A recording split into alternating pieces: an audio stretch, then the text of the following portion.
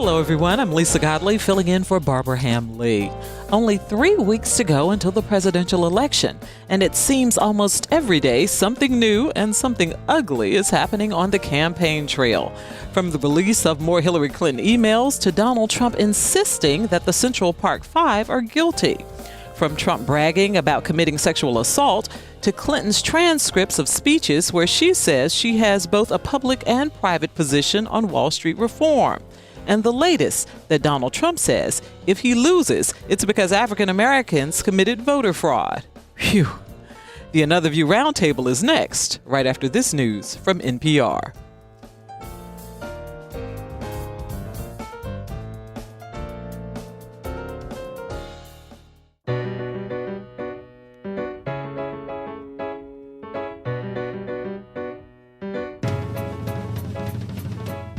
Discussing today's topics from an African American perspective, this is Another View. Hello, everyone, and welcome to Another View. I'm Another View producer, Lisa Godley, filling in for Barbara Ham-Lee. I'd like to start with a very personal appeal to those of you who may not have registered yet to vote. Monday, October 17th is the deadline to vote in this November's presidential election. This is a critical election, and regardless of your choice for president and other elected offices on the ballot, you should make it a point to vote. Please visit elections.virginia.gov to register online to find out other registration options as well. Now, before we start today's conversation, I want to play a few clips from this week's headlines. This latest batch of WikiLeaks emails gives an unvarnished look inside Hillary Clinton's inner circle and their way of thinking. And they clearly never thought the public would read them. If Hillary Clinton gets in, I'm ready for a revolution because we can't have her in. This wasn't just locker room banter. This was a powerful individual speaking freely and openly about sexually predatory behavior. These vicious claims about me of inappropriate conduct with women are totally and absolutely false. Well, Will Levis and Roger Chesley are both out of town today, so we have some new voices at the round table. Tommy Coleman is an actor, an artist, and a millennial. Tommy, welcome. Thank you for having me. I'm glad to be here. Great. Bill Thomas, our resident conservative, is also with us today. Bill, welcome. Wonderful, wonderful, wonderful afternoon. Thanks for having me here today. Carol Pretlow, professor of political science at my alma mater, Norfolk State University. Carol. Always welcome. A pleasure. Thank you. And our favorite relationship expert, Alvian Lyons, is back with us. Alvian, always a pleasure. We have missed you. All righty, so let's jump right in there. Tommy, since you're closest to me here, I'm going to start with you. Now, Bernie Sanders had millennials on lock. Since he dropped out, I've consistently heard millennials say, I'm not voting. Mm-hmm. What do you say to millennials, your friends who have that attitude? I'm not even going to waste my time. It's their right. So they have the right to vote or right not to vote. The only thing is I don't think we can afford to have our voices silenced. I feel like I feel like not voting is not using our voice at all. And this really, I don't even know what to call this election, this disastrous, like chaotic piece of, I don't know, it's like reality TV for all of us. So we all feel like we're in the twilight zone watching this election. We can't allow it to have a Twilight Zone ending. So we have to go out there. We have to use our voice in some shape, way, or form. And for me, I know personally, I never made the decision not to do that. That's me. I'm that person who's like, I'm just going to go to the polls anyway, because I would rather have said I did something rather than not done anything at all. Okay, it's interesting that you talked about that. I'm going to switch over here to Alvian for just a second here, because Alvian, as a mom, you have children, and they're viewing and listening to what the candidates are saying. And I'm going to share a little bit of my own personal story. I watched the second debate with my 17-year-old who watched it as part of her government class, as most government classes across the country have been watching the debates. And I watched my child's mouth drop open and her eyes just widen at some of the things that were being said. And my heart broke. And I would look down and I'd look back up at her and I'd see this expression on her face like, oh my goodness, Mom. And I'm thinking to myself, I'm embarrassed that my child is watching this, and this is her interaction, and experience with government that's going on. What, as a mom, what do you think? How are your children viewing this? I guess I should say, what are they saying? How are they seeing what's going on? Well, it's a really interesting experience for me because not only is it personal for me as a mom, but, I also do work as doing parent education for the city of Hampton as well. So I think about things beyond how it just affects my own household per se, but really what it means for this next generation, holistically speaking. I, too, like you, share the feeling that this is the worst representation of what it means to be a grown-up. There's a term that our young people use all the time that's called adulting. Okay, so when you have to take on the responsibilities of what it really means to be a grown-up, you are officially adulting at this point. And what one would want to happen is to know that what that means is something very positive for our young people. Not that we're looking for people to be perfect in any form or fashion, but when you're talking about the highest, what should be the most respected office in the land, of the most powerful country in the world, and we are literally having this mudslinging that's going on back and forth, where this is really not a conversation about ideas. This really is about how do I defend myself from this incoming attack. And each of those attacks are really not even speaking to political positions, legislation, and policy. These attacks are really an issue of character.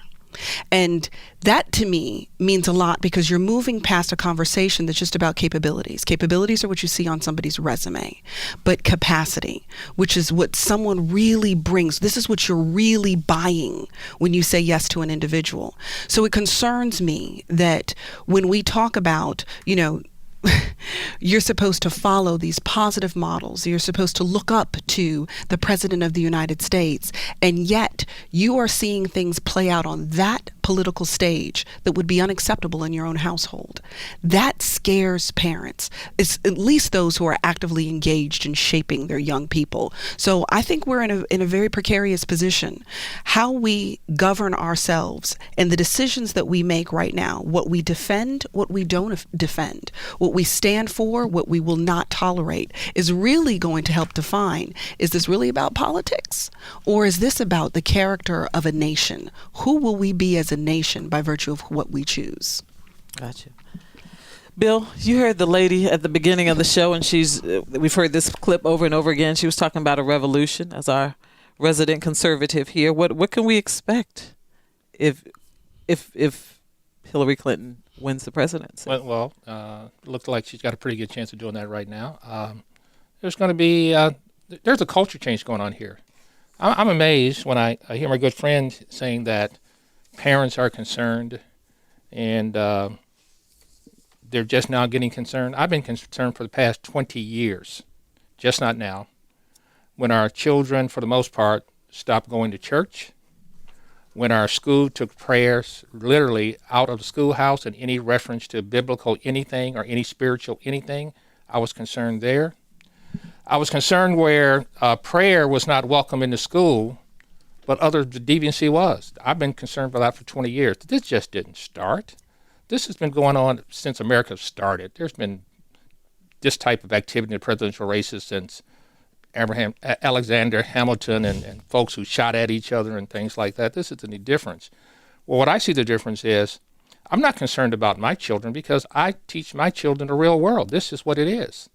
And they don't have any. I see the same people that say, well, what's going on in that particular debate the last time or the one before, which was horrible, terrible, but it's not good.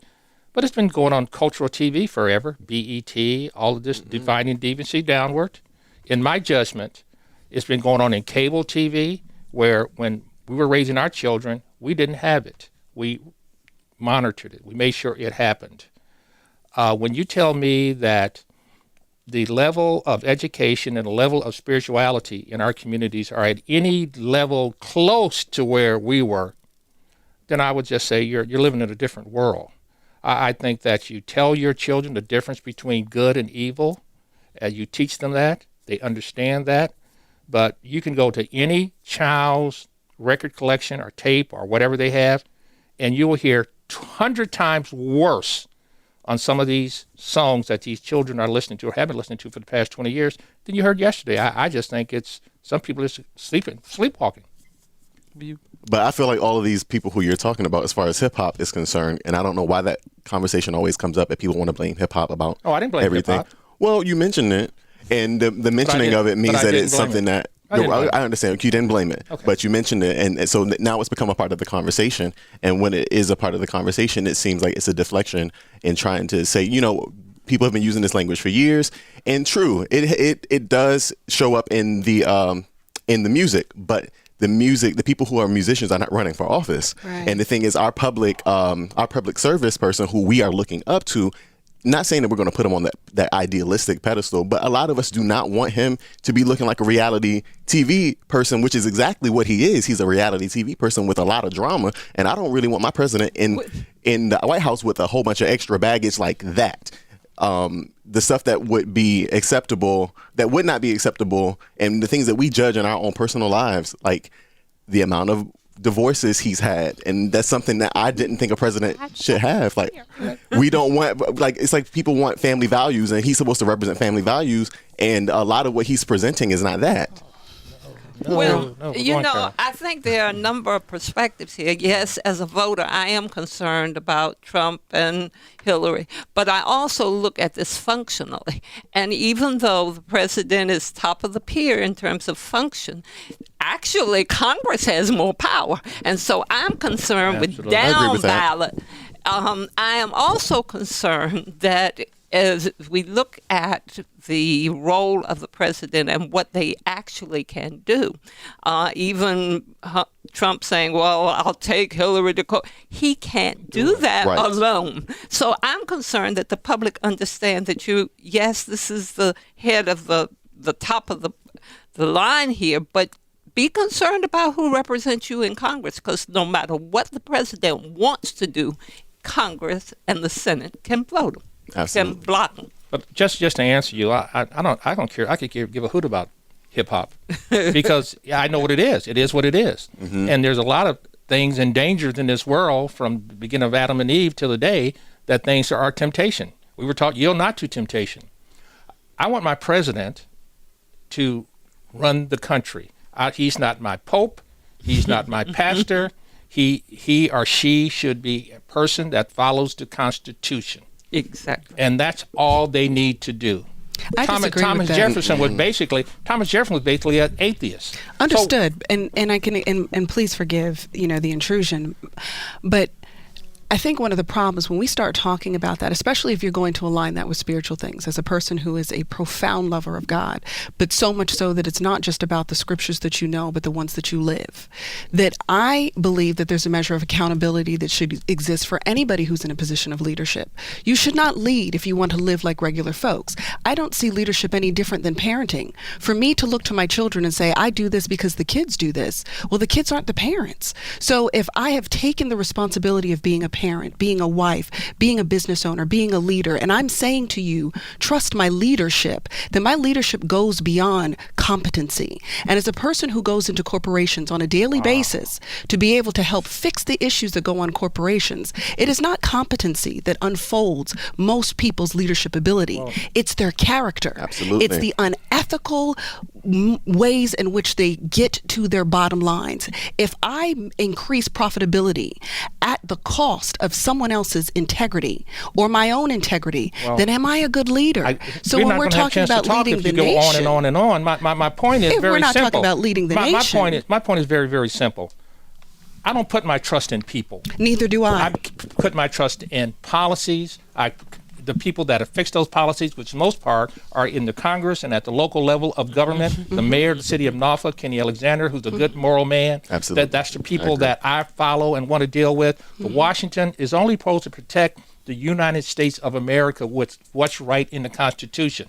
And if they don't do that, then they need to be impeached. That's simple. Now, and I'm not saying that what's going on today is deplorable. It's not good, but this has been going on for years. But so it what doesn't I'm make it saying, right. what I'm saying, nothing makes it right. But what I'm saying is, I believe in principles. I believe that the free market is the best generator of activities. I believe that the Constitution, if properly followed, we wouldn't be in this harass we're in now. Mm-hmm. So those are the principles that guide me, not the person. Mm-hmm. I don't gauge the people by what they say or what they do, how eloquently they can say it. I gauge them by what they do in their history.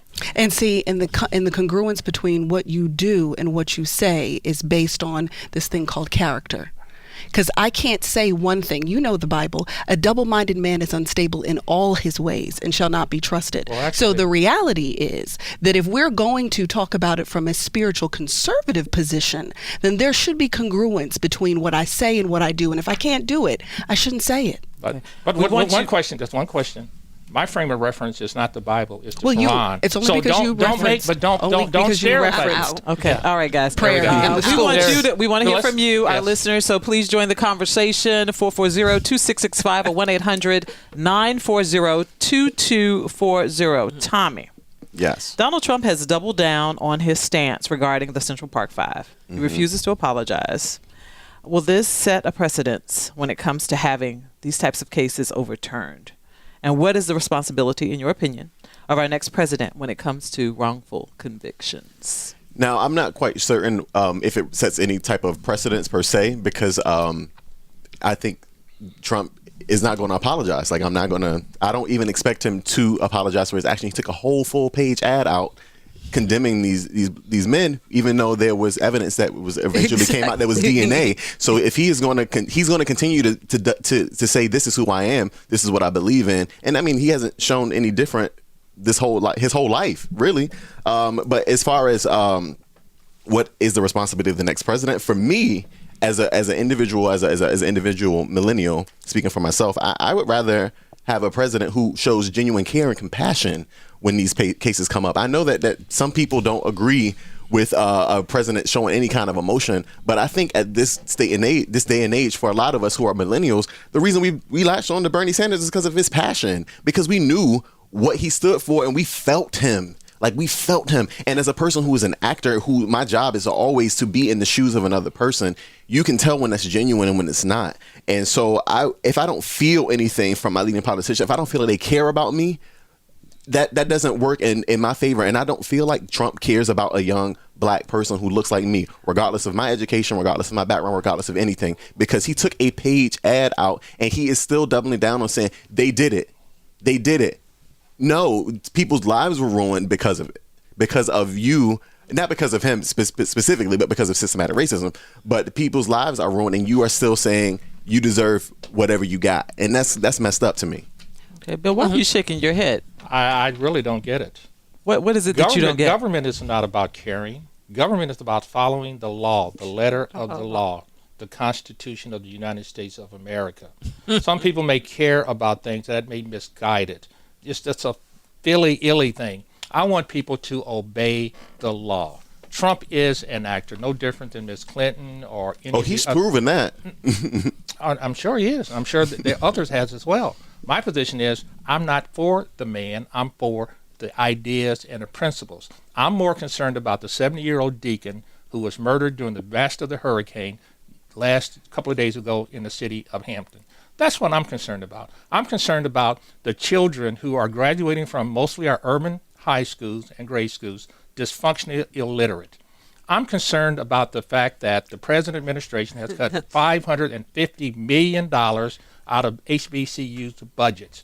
I'm concerned about the shifting of policies from African-American centric to other kinds of people in this country over us, not by us or equally shared. Our taxes are higher.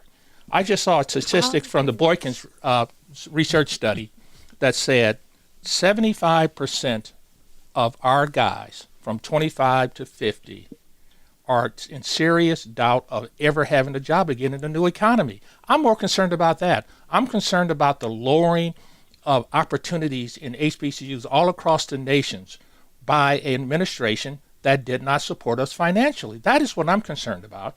I'm concerned about our people living with we die twice as fast as other folks, white folks. It's cancer, diabetes.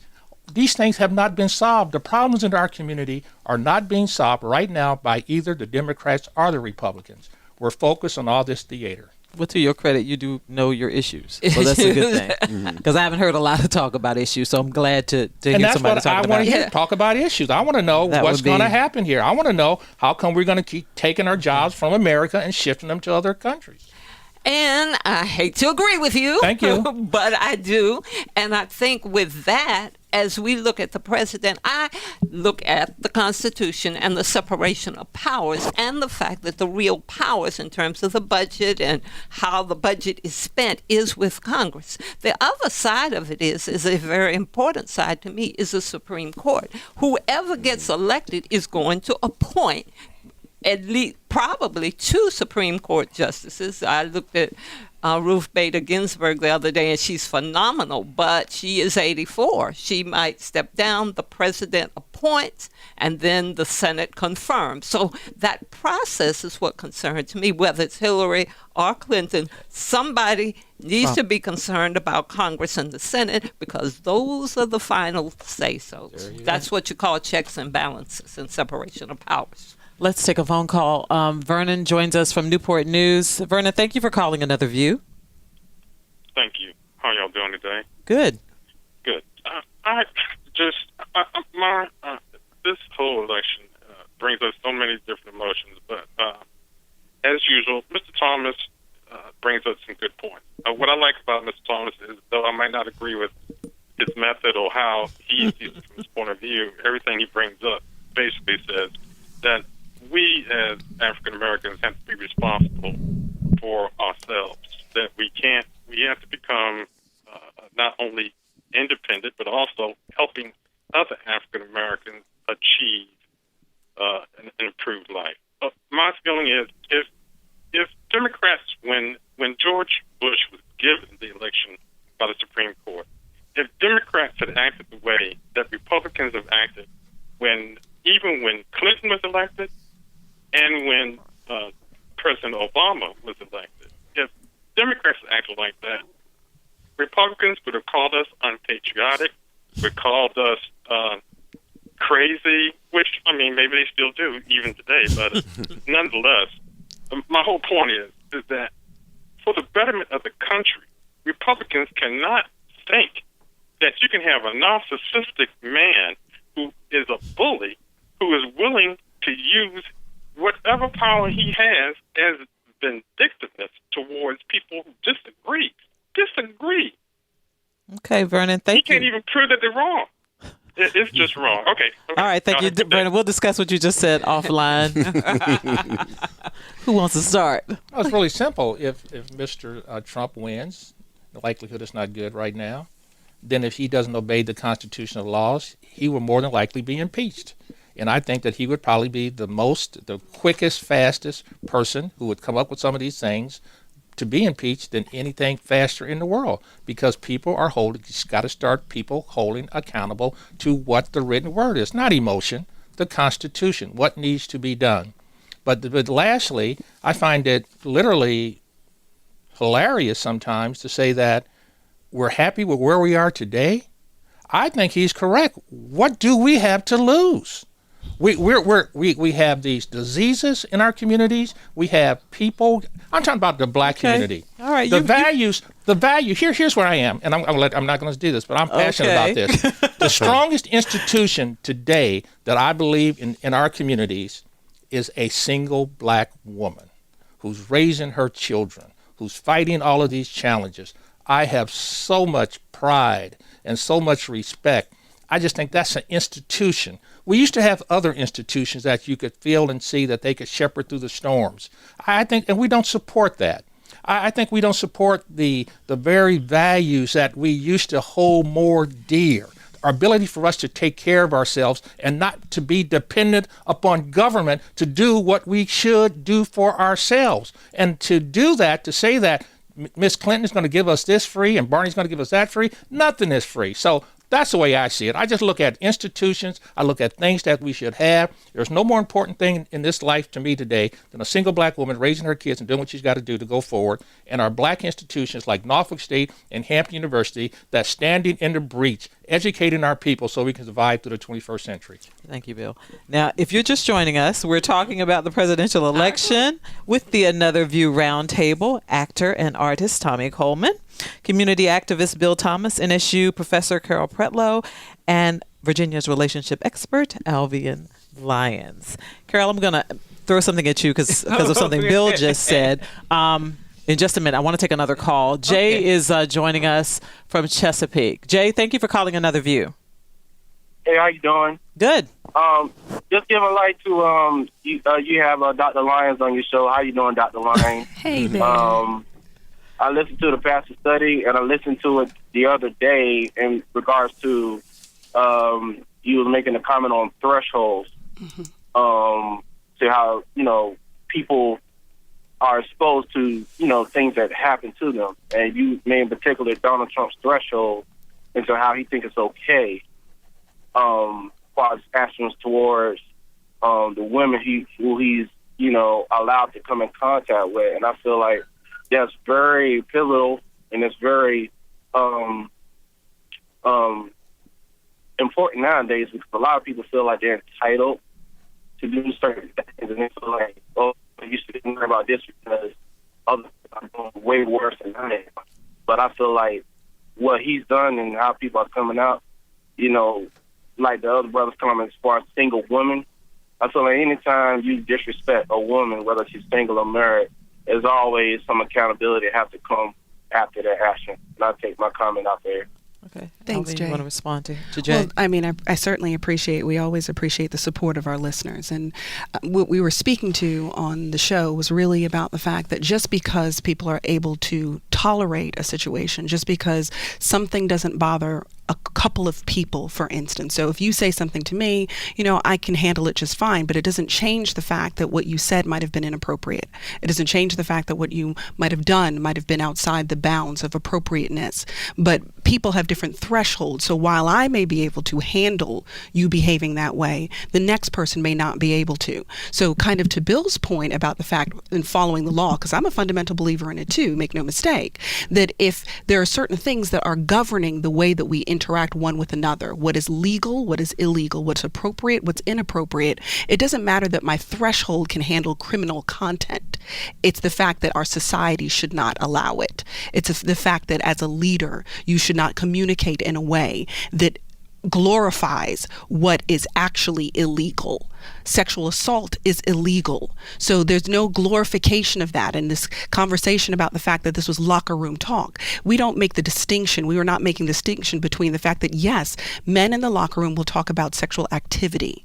But there's a difference between a conversation about sexual activity, which is perfectly legal between consenting adults, and sexual assault, which is me stepping into a female in this situation's personal space without her consent to be able to further my personal physical or sexual agenda with her. That is assault. And the Commonwealth Attorney was on air to say that, in fact, what he is glorifying is legally assault. So Jay's point was in reference to the conversation that we were having, and that reference to what it means to be a leader communicating in that kind of way. Okay. Tommy, locker room talk? This is bad for me to think because I'm just like, I know that people have spoken that way before. That doesn't make it okay. And it never makes it okay. For me, I'm always a proponent of championing women. Like, I love black women specifically because my mom is one, of course, and she was one of those single women who's the part of the institution that you're talking about. So thank you for respecting the institution of the single black woman. The thing of the matter is I watched my mom struggle and I watched my mom do all of these things without a lot of resources that she defined herself. But that's not necessarily okay because as a person who I also, quote unquote, pulled myself up by the bootstraps and kept doing everything I needed to do to go to private school and get my master's degree and all that stuff. But when I got into these other worlds and realized that other people have ease of access, there's ease of access for a lot of other people versus my mom. Like, my mom is a champion, but I wish she had ease of access. And so when it comes to Hillary and Bernie's desire to give more ease of access, whether it be free something or not, trust me, that would be a huge help for people who can actually benefit from it and use it properly. I'm not saying that people are not going to take advantage of it, but there are some people who are really looking for just a leg up, just a little bit of a leg up, so that they can get themselves back on track. Okay. Carol, Yeah. our political science professor. The Trump campaign pulled out of Virginia, essentially running now a 4-state campaign. Good idea, bad idea? I think it is a terrible idea. First of all, Virginia is very, very important, as we have seen in at least 2 presidential elections. Number 2 is that shows me that when you are pressed, you're going to pull back instead of fighting forward. And fighting forward means that you just don't withdraw. Then the other thing is that you have a base of people here. You say you want to attract the African American community. You have an agenda here. Well, stay here and fight for it. We have both parties here, and the process says you fight. So stay here and fight. I think it's a terrible idea. Okay. Let's take a call. Frida calling from Chesapeake. Frida, thank you for calling Another View. Hi, everybody. Enjoy the show. Thank you. First, to Mr. Thomas's comment, and I'm not calling to talk about health issues, but take a look at the moonshot. And second, I would definitely take the compliment as a single black woman and just add to that a single black woman as a 22-year Navy veteran. So my question is, we see a lot of Facebook posting and everything, but we don't seem to be talking. We just recognize the anniversary of the USS Cole, and also overseas that we were able to take out 3 missile sites because the USS Mason was targeted twice. So we have that same scenario that may be happening. Mr. Thomas and the rest of the panel, when you say you want a strong leader, you want somebody in there that's going to make decisions, how would we feel if we have somebody that's a reality TV show, person making a decision on whether or not to attack a country, or, if that country so attacks us, like the possibility of the USS Mason, which has 381 officer and enlisted personnel. Do we want to even be in that position, or, who we want to be in the position? And if you don't mind, we don't need to regurgitate Benghazi. I agree. Is that to me? Thank you so much, Frida. We appreciate that. I would answer. First of all, thank you for your service, young lady. I really appreciate it. And one of the functions of government, the truly definable function, is to protect the citizens of the United States against foreign enemies and domestic as well. And so we do need someone there to do that.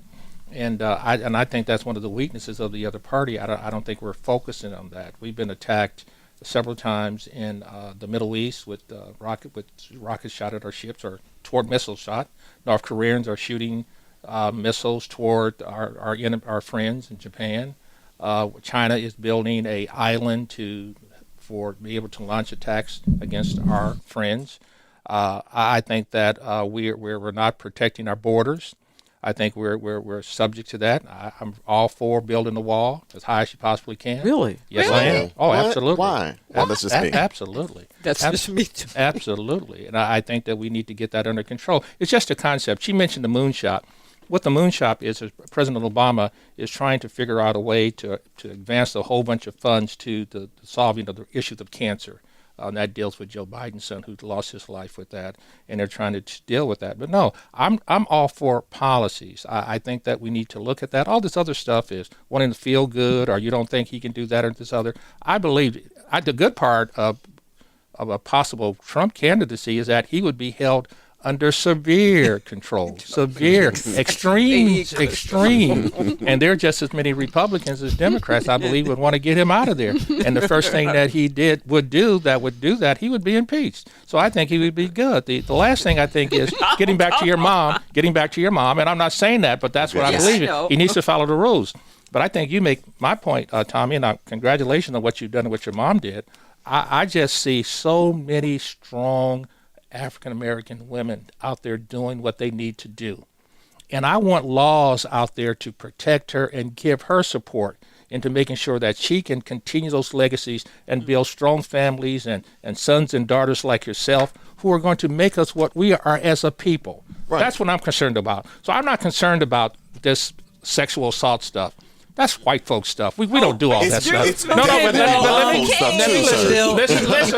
Listen to me.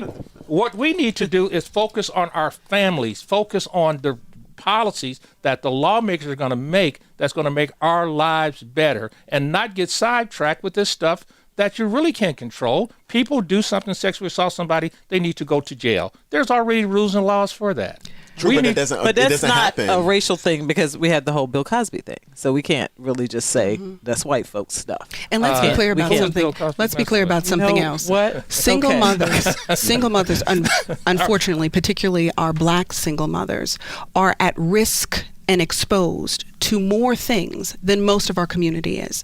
They are the most vulnerable inside of our community. I run a program that's known as EDGE, Economic Development, Growth, and Empowerment for the city, okay? I work with exclusively single mothers. And the level of sexual assault that they experience because men believe they can do whatever they want and these women can't do anything about it is extremely high.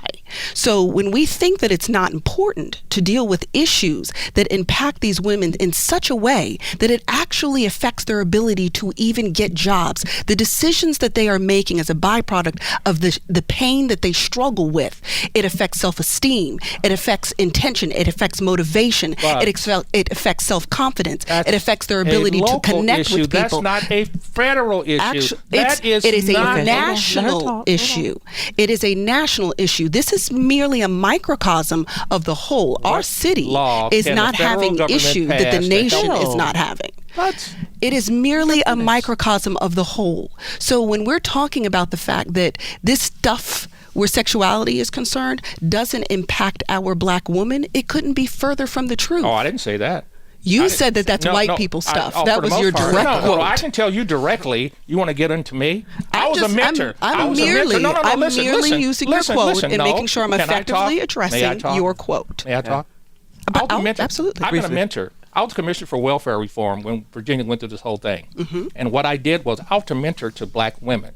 And the one thing that I did with them, especially and white women, but black women in particular, because I worked in Norfolk, I told them about their self-esteem, what they needed to do to try to move themselves from one position to the other. I understood all of the things that were coming at them. I truly understand that. And it's a big problem. But right now, we're talking about a federal election. We're dealing with issues and policies that's going to impact us on a federal level. If I want to deal with issues relating to sexual assault and things, I need to talk to our local senators and our local delegates and our governor and the mayors and our council people to resolve those issues. And I'll stand tall with you on that. But right now, what we're talking about is a federal election that's coming up where HBCUs in particular, now that's my song and dance. We know. Are being, and hers too, are the ones that produce 60% of the professionals in the black community. There are people like this young lady here who have from years taken kids that didn't have it all together and sacrificed everything in the world to make sure they get over. And we need the resources there from the federal government. Okay, I'm going to need you to just soapbox. Hold on for just a second. I want to take another call. Ricky from Virginia Beach, thank you for calling Another View. Hey, how you guys doing today? We're good. How are you? Good. I just want to make a couple points. Okay. I find it extremely sad that we are in a place in our country where so many of us are voting for someone because we can't stand the other candidate so much. I agree. Really we all sad agree. State.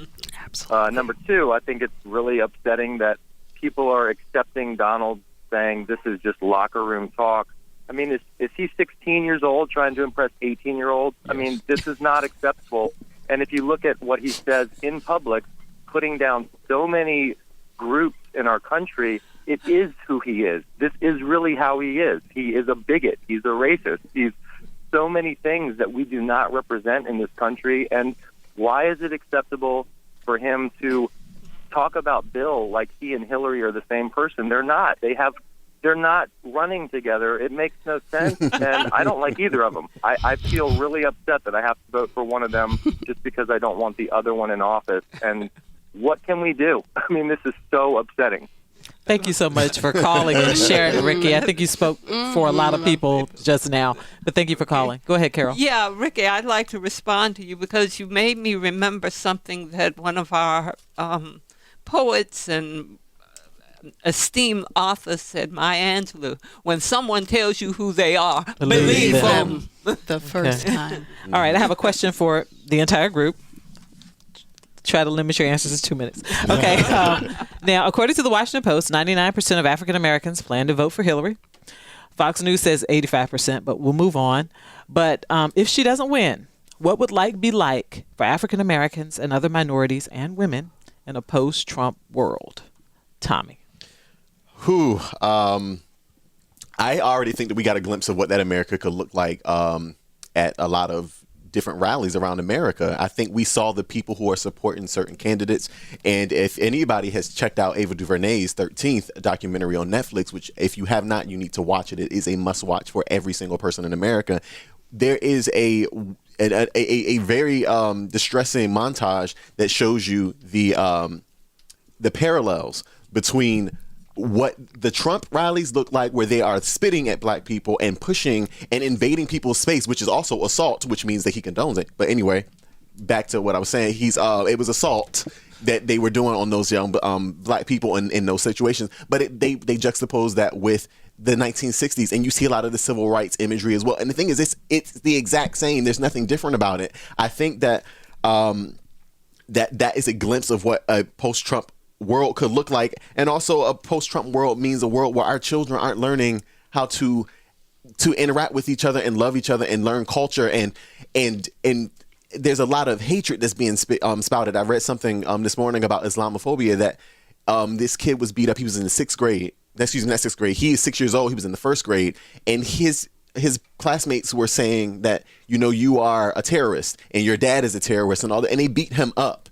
That's not the America I want at all. But I think that's the way we're going, because there are a lot of people who have these emotions that they've pent up, these things that they believe, and they have come out, and we've seen it throughout this whole campaign process. We've seen a lot during this campaign. It's scary. We got a lot of calls, and I know I really do want to hear from all of you, but I do want to talk to some of our callers too. Let's talk to Mark from Norfolk. Mark, thank you for calling Another View. Thank you. Good afternoon. Just two quick things. One, Mr. Thomas, being a wordsmith, I would like to really take you to task on identifying the single black female as an institution. And I'm always willing to learn, so I would love to hear your response on that. No problem. Okay. And then number two is that the thing that we're forgetting is that what this election really comes down to for conservatives is who is going to be able to nominate the next 2 to 3 Supreme Court justices. Exactly. So all Like this stuff said. about Trump literally could shoot somebody. And it's going to be okay because it's all down to the battle of the Supreme Court. Yeah, I think a lot of people agree with you. Yes, agree. Carol did, in fact, earlier. Thanks so much for calling, Mark. Let's go to another call. Everett joins us from Suffolk. Everett, thank you for calling Another View. Hi, good morning, or good afternoon, everyone. Good afternoon. So there are two things that I would like to ask. First of all, when we go through these next 4 years after whoever is elected, how do you think this will change the process when we go into the next election? Because I really believe that either one that's elected, they're going to be 4 years and out. And so how do you think that will change the next election? And then I want to say something about the people who support Donald Trump. He keeps talking about the millions of votes that he got, all these people who believe everything that he's saying, and they're very ardent supporters. A Donald Trump supporter that I talked to recently, and I was saying to him, as the gentleman was saying, constitutionally, he would have a very difficult time achieving the major portions of what he says he wants to do, including building a wall. He would have a very hard way to go constitutionally because he don't control the purse string. The gentleman said to me with a very straight and honest voice, well, if Congress won't do what he wants them to do, if they don't do their job, he will enact the rule that says that the president could fire a certain percentage of Congress if they don't do their job. How sway? And he believed that to be true.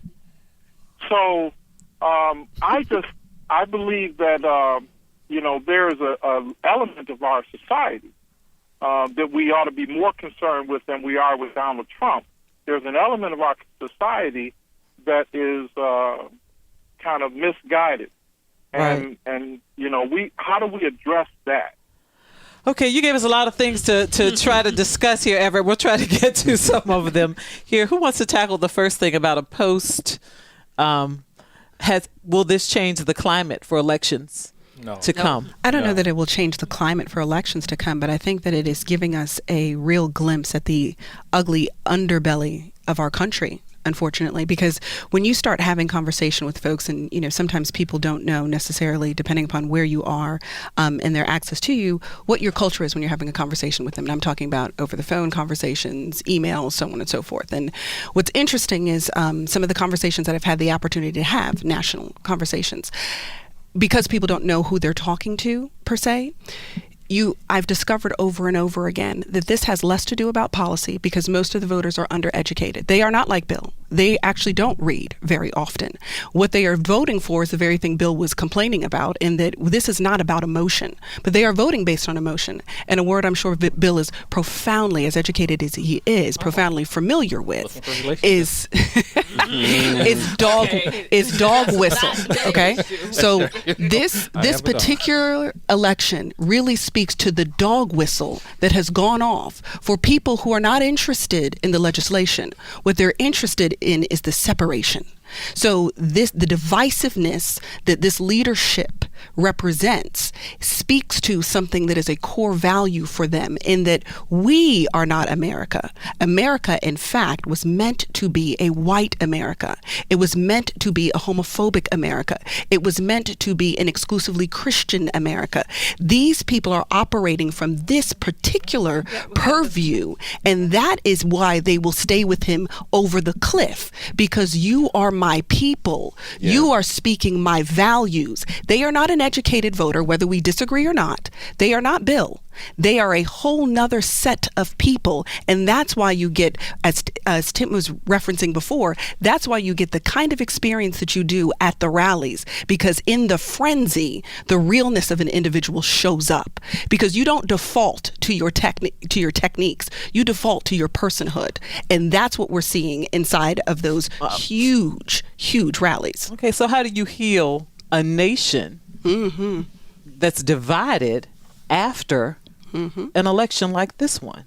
It will not be an easy task. I can tell you that when Bill's referencing the institutions, one of the strongest institutions that still exist in the Black community is the Black church.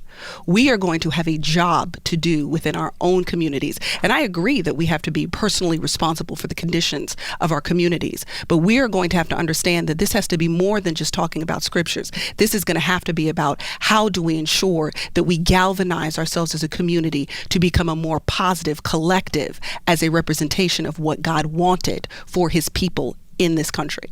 Okay, we've got about 6 minutes left in the show, actually, and I do want to try to get in some more of the callers. Let's talk to Richard from Virginia Beach. Richard, thank you for calling Another View. Hello. Thank you for taking my call. Okay. I wanted to hit on 2 points. One being the use of the term free stuff. I am almost 70 years old. I have never drawn a paycheck that didn't have a deduction of federal tax. And the stuff that sometimes we as a people speak to are issues, are things that we have financed also. Secondly, why are we talking about all of the side issues when it comes to Trump, when he has demonstrated time and time again that he is woefully unqualified for the office of president? Thank you. I'll take my answer off the air. Okay, Richard, thank you for calling. That is Richard's opinion. And I just wanted to briefly mention the gentleman who questioned me on the wordsmithing of institutions. If you look up the word institutions, it clearly defines what I'm saying. But more vernacularly, I'm saying that we used to have, during my times, I guess the good old days, pillars in our institutions. And they were people.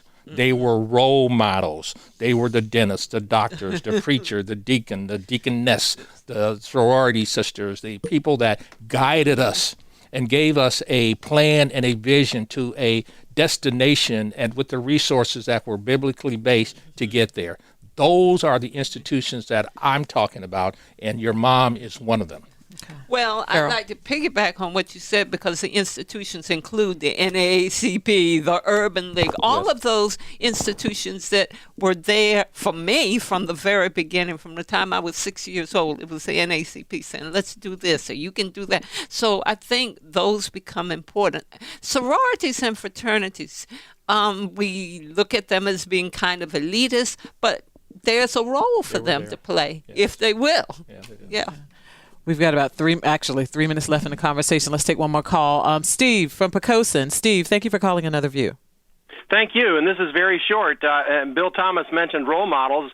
But even before he said that, I was just going to say one sentence and take my answer off the air. I hope Bill Thomas will comment on Mr. Trump's threats to challenge the election's legitimacy if he loses and to jail his opponent if he wins. Thanks.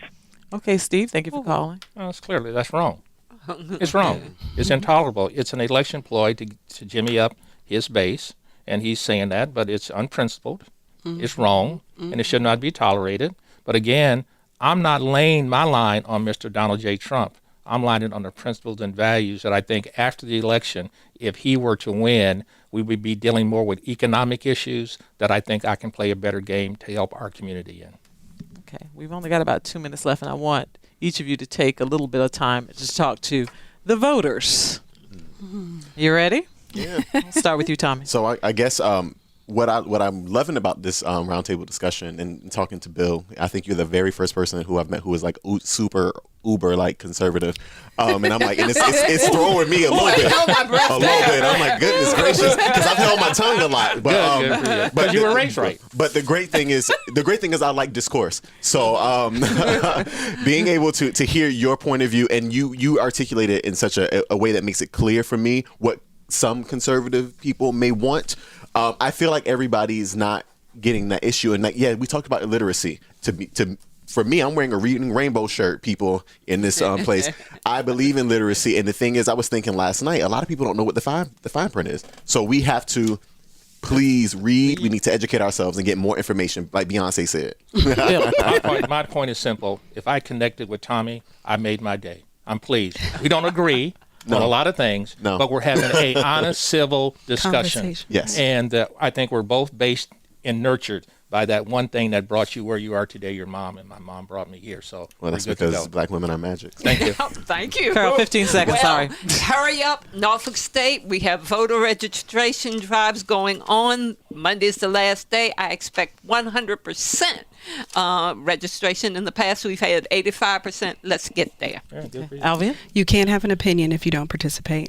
So we have to get out and vote. No matter what your situation is, you have to understand that it is your American duty to be part of this process. Whatever we're going to be as a country is going to rise or fall based on our activity or inactivity. Wonderful. And that wraps us up. This coming Monday, remember, October 17th is the last day to register to vote here in Virginia. Elections.virginia.gov to register online. Next week, it's a chance to support what you love by becoming a member of WHRO Public Media. It's because of your support that we are able to bring you Another View, so plan to make your gift of support during the show next Friday, and we will present a poetry slam for our listening audience. Our theme music was composed and performed by Jay Sennett. I'd like to thank Morgan Chase, who stepped in for me as today's show producer. Victor Bowen is our audio engineer, and Nicholas Thomas answered our phones. I'm Another View producer Lisa Godley. Barbara will be back next week when we'll get together again for Another View.